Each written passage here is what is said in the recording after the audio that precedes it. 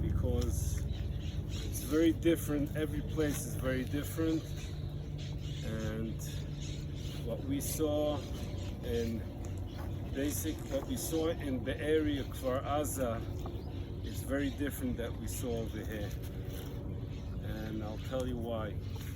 So I was in the middle when we went in, when he came around, when he came. So we went out, I drove to, we received, I went down 6:30 in the morning, the missile attack, and then my radio started to talk, and my phone started to ring from all kind of police and army officials. Afterwards, it was chaos, nobody knew anything what's going on, but we knew one thing, that if you were used for 5 missiles, 6 missiles, now all of a sudden 25 missiles, and we see the Iron Dome in the back from my house, 25 going and attacking those missiles and terminating these missiles. We knew something is going on big, we didn't know, but then by 7:30 I got word that it's a cover-up for the invasion. There is a big invasion in the south of Israel, and we don't know anything what's going on. And I speak to them, to the officials that I used to talk in case of an emergency of something, and they told me, Yossi, just be on alert, and we'll tell you because we don't know exactly what's going on. We're constantly on the phone. Then I tell for my family, let's go in shul, and we went to shul. It was 8:30 when we went to shul, Simchat Torah. All the children are happy, you know. Everybody's waiting for this to get the candies and to dance with the Torah, and to be there. In my house, I had 14 of my grandchildren out of the 22. They were waiting, and I was busy. By 10 to 10, my phone rings, and while I was in shul, his name is Yossi Arbiv. He's from the Shabak. He's someone I'm working with him, and he tells me, Yossi, go to the warehouse, put into your car the most body bags you can, get your equipment, and come down to Sderot. I didn't have time to look for my wife and children or something to tell them. I ran home to take some more of my, I took my M16 magazines, and I called up 2 of my volunteers, and I told them, listen, wait me downstairs, I'm coming to pick you up. We went over there to the warehouse, storage room, we have in Ashdod, filled up the car, and we went out to Sderot. On the way to Sderot, you pass Yad Mordechai, Zikim, where there was an invasion over there too, and you see bodies. You have to maneuver your car between bodies, and there's soldiers on both sides of the road. They're just shooting, and it was a roadblock. They told me you can't go. So I told them who I am. Okay, you have weapon, just watch, go. And bullets were flying. I don't know how. I have no idea how I didn't get hit. But we made our way to Sderot. We arrived in Sderot, so the first thing that we have to do, and that we're doing, and because we have to still think and know that it's Shabbat, there is certain halacha, there's certain laws that you could do, you can do on Shabbat. And first thing, so as a medic, we're all EMTs. 90% of our volunteers are EMTs, and we went out to look to save lives. We found a couple of people that were bleeding to death almost. We happened stop the bleeding, loading them up in my car, taking them to the field hospital that was in front of Sderot, just throwing them down, going back. While we finished, we took about 16 or 17 people injured. They all had bullet holes, wounds, and we took them. And then we come to our car. That this was our first shock, basic. When we come to our car, there was husband and wife. There were a couple in the car. They were dead. And we said, okay, now we're starting to put them into body bags, and we have to. And then all of a sudden, we heard crying. A small kid is crying from the car. She was she was maybe 4 years old. She was under the seat, hiding under the seat, and she was crying. She asked if we are friendly. Atami Shalanu, that's what she asked. I was amazed at a child, so I told her yes. She asked me to prove it. I said Shema Yisrael. Then she came out from the hiding. She was hiding.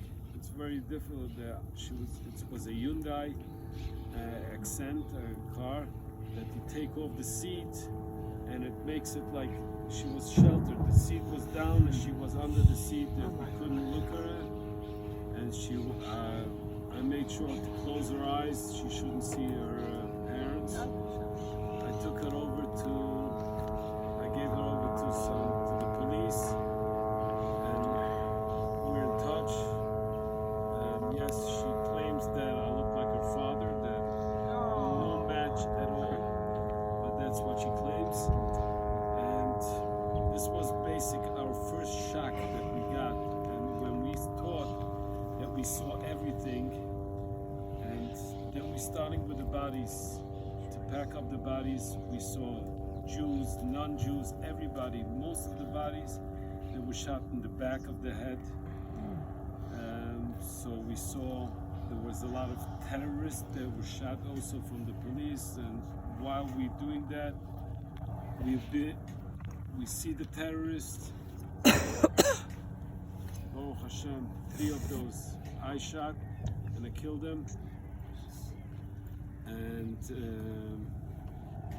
then by taking the bodies, we used the bodies, as I said, 33 years, I'm used to bodies, I've taken bodies, but the quantity of those bodies, when you're talking about,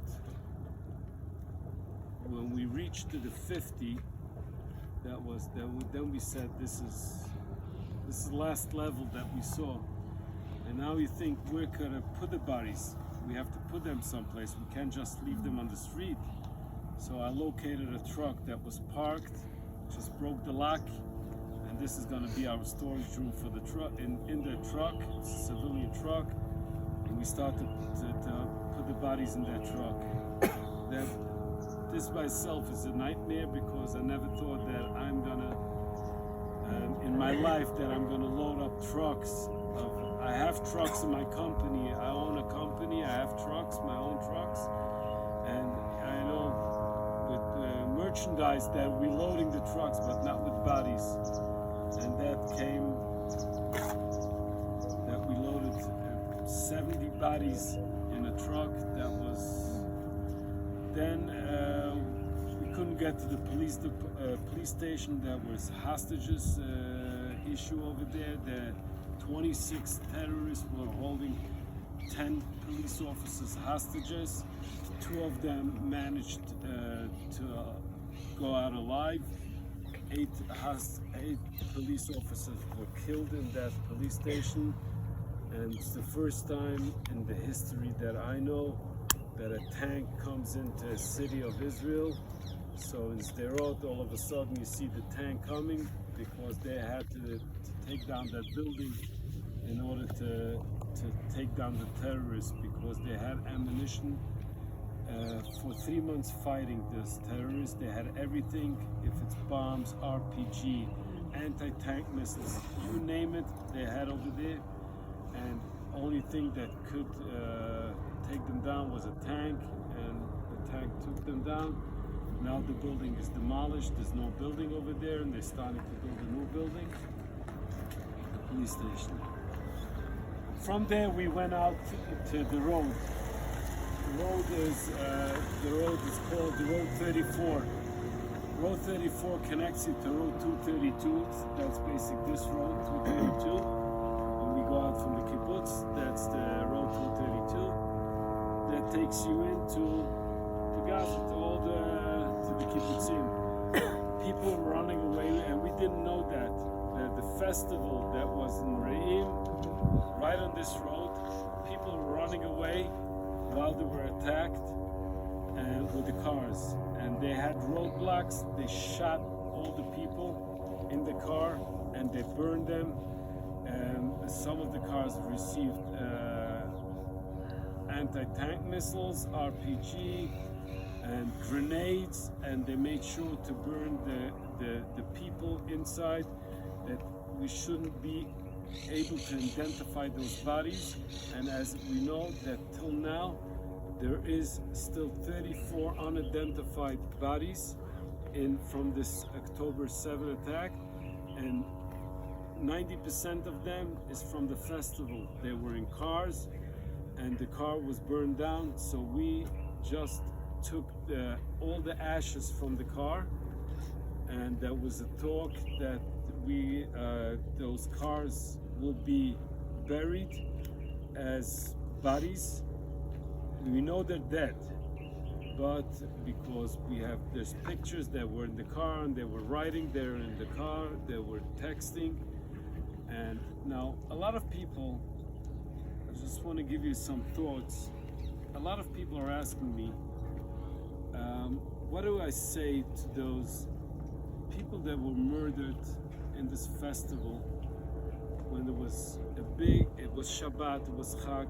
People, instead of sitting home and respecting the Shabbat, they went and there was Chilul Shabbat. I don't know, I'm not sure. Desecration. Desecration of Sabbath. But not observing the Shabbat that and what do I say to those? Maybe this is the sign from Hashem that came and He gave us this punishment. I just want to tell you one thing, that those people, it's 332 people that were killed by the festival.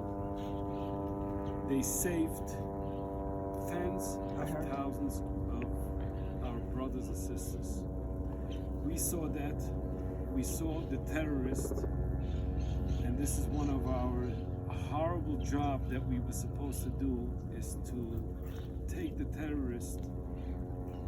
When we got this mission to take the terrorists and to, I will call them, respect them, to putting in them, instead of leaving them, the birds and the animals should eat them, or bringing in from Arabs from Gaza, they should pack them and they should take them. We had to do that. It was very horrible for us, and we couldn't. All of our members said we can't do it. When 5 minutes before we collected families, children, babies, girls, boys, everything we collected, what those terrorists tortured them and raped them and cut body pieces and beheaded. How can we do that? So sometimes you have to get something in your mind that comes, you can say, only from God, only Hashem could put you in the words in your mouth and tell them. So I took it. I was basic. It was my team.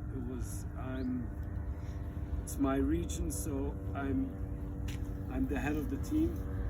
And I told them, I took them around a circle. I told them, listen, we go now for a mission. I know it's very hard, but we know that we did a mission, and we're still doing a mission by collecting our brothers and sisters and respecting them and their families. and we're not waiting to get any reward, any sachar on this world. That's what we know. But I'm sure if we do this, and it's a mission for the government, it's a mission for Israel, we're gonna have something on this world that's gonna be different. I don't know what, I can't promise you, but something is gonna be different. And Hashem helped me. It wasn't easy to tell them, but Hashem helped me, because I want to tell you that we found, after we took the terrorists, we collected the terrorists, and you're talking over 1,000 terrorists that we collected and brought them into Sdei Teiman, where the place we found 21 of our brothers and sisters together with them. If we wouldn't take them, they would be eaten up by the animals like we wanted. And what happened? How did it happen that we took it? Oh, it's your fault we did it. So what I said before, the terrorists not only wanted to kill us, our bodies, they took our dignity. They went to the bodies after they killed them, and they had all these green stripes and everything. They dressed up our victims, our brothers and sisters, like they were terrorists.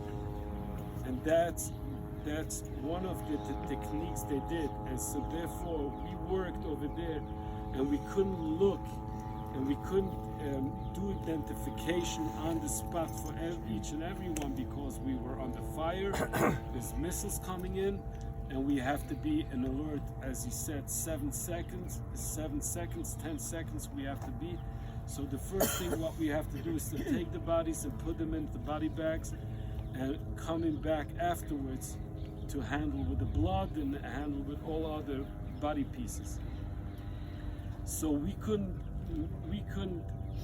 look at the difference when we had 4 terrorists, and in the bottom of the terrorist was a woman, sorry for that, naked while they were doing, and we thought that she's terrorist or something like that, together with them, and we took them.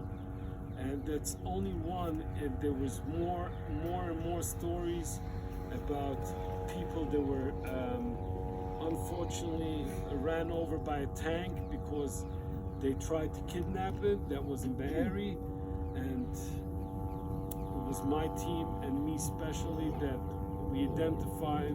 That he was identified 2 months after the attack because of one of our techniques that we did while picking up the bodies and while writing on the back, on the body bag, what I wrote that I thought in the beginning. First, I had an argument with the army that if he's a terrorist or not. I claimed he's not a terrorist, they claimed he's a terrorist. So I put my question marks on the body bag, and therefore we managed by a part of his foot, and he was taken together with the terrorist, but afterwards we found a piece of his foot that I knew that it's missing from that body, and that gave us a match with DNA that gave us a match. So when we went out to the roads, and we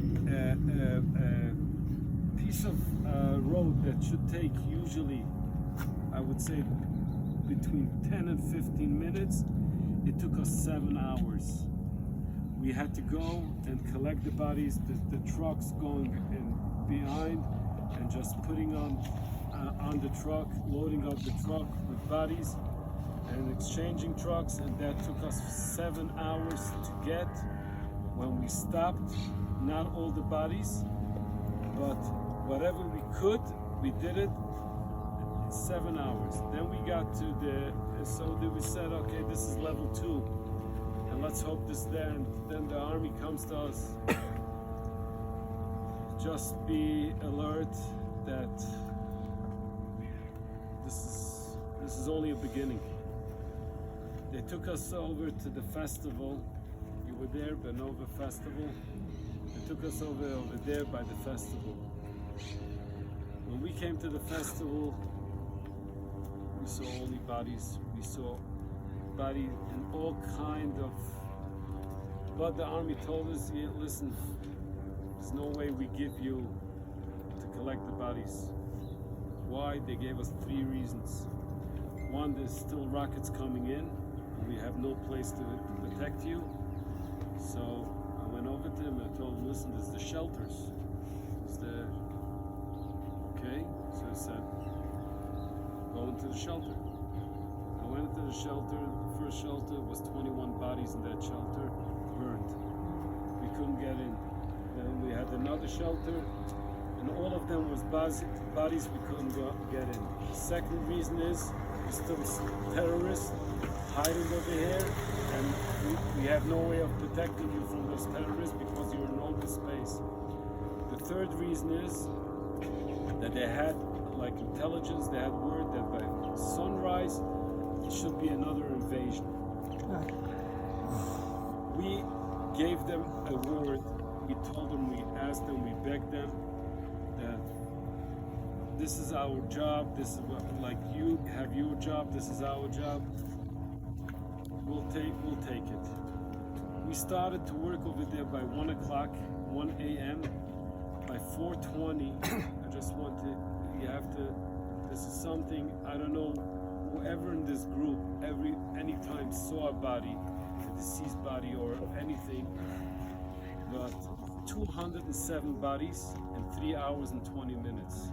To pack them up, this is something that if I wouldn't look on the eyes of those volunteers, I would say they're not people. There may be angels. I don't think angels could do that, but they had like the fire in the eyes going and not looking left or right, anything. They just had a mission, and that's what and out of this volunteers, we had to take a group of volunteers and go in and just to separate people that were burned alive, and to separate those people. It's a very hard mission. It took them 3 hours to separate 20 people. 40 of our members did that. That means on each and every victim, on every this was 2 volunteers working to separate them and to putting them in a body bag. I can't explain you how it works because it's not right for me. I want you to get some sleep, but and appetite, but it's something that it's, I would say, a mission impossible, but we did it, and we thought this is our next level, our last level. And then we came into Kibbutz Be'eri. That's where our first kibbutz, when we came into Kibbutz Be'eri, where they had all the time in the world to do whatever they wanted, and they did.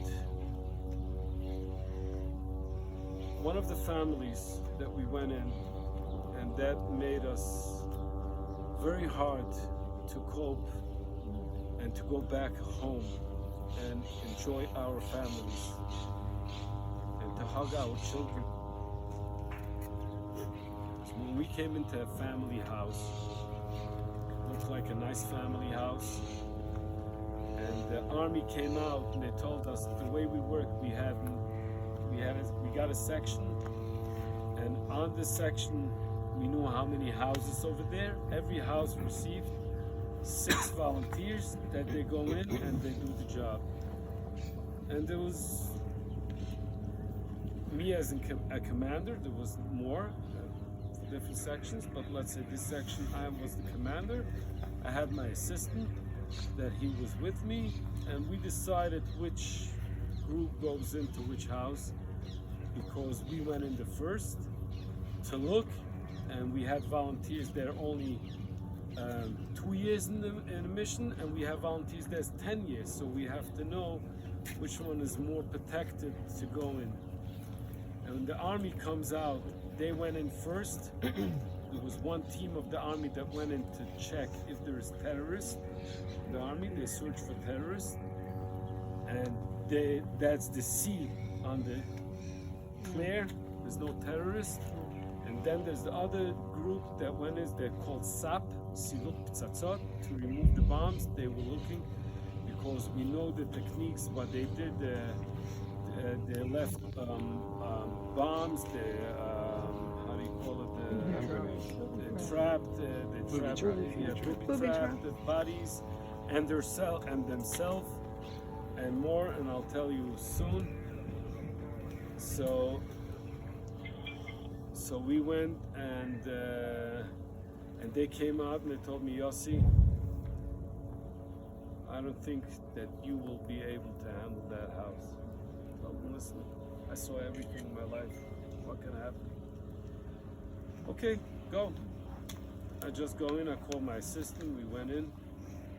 The first thing that we saw was, I wouldn't say, usually we saw blood.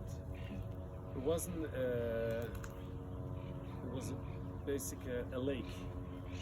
So we knew that it's not it can't be from one body, not even from two. And we go in, and I see on one side of the living room there is father and mother. They were hands tied to the back, heads down.